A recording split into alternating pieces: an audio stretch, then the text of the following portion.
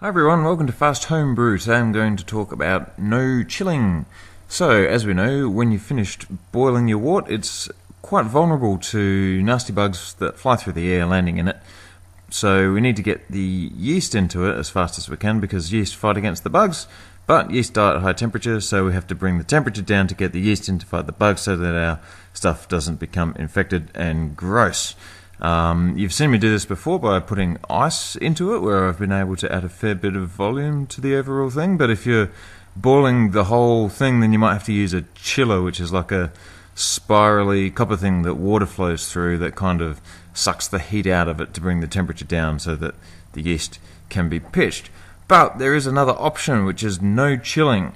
What this means is putting it in a safe environment to cool down naturally instead of cooling it down quickly, and then a few days later, or maybe even longer, you can put it into a fermenter to get the yeast into it. So it's a container that looks like this, and it goes, the wort goes in hot, which helps actually sanitize the container, although I usually sanitize it first anyway.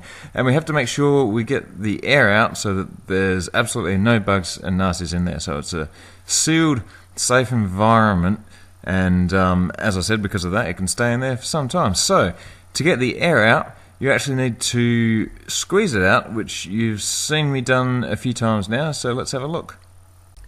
So when I was first starting this, I was squeezing it out with my legs, which was, I kind of scalded myself a few times when the stuff came out the top, so that wasn't good, and I ended up with sticky legs. In this one I had a lot of airspace, so I needed to put my foot right into it. I didn't quite get it right. So the most important part, I think, is to actually get your batch size right, and this time I nailed it. I filled it almost all the way to the top, straight out of the urn, and you can see I only need a light touch with my fingers to get that one to be all good.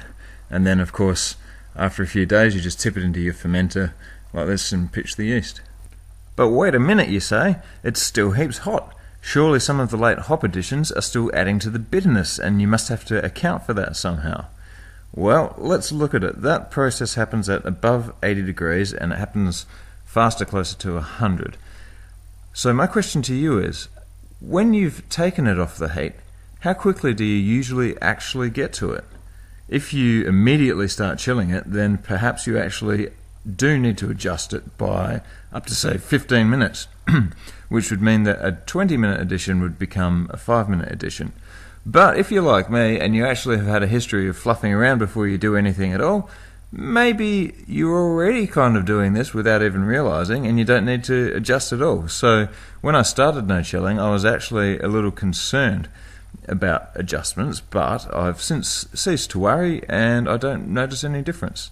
Some people even just live by the rule that they do their flavour hops at flame out, and then they dry hop for aroma later on, which is actually making more sense to me, and I might start doing that myself. But anyway, that's all I've got to say about no chilling. So thanks for watching, and give it a try, and subscribe, and like the video, and do all that stuff, and be kind to your mother and stuff.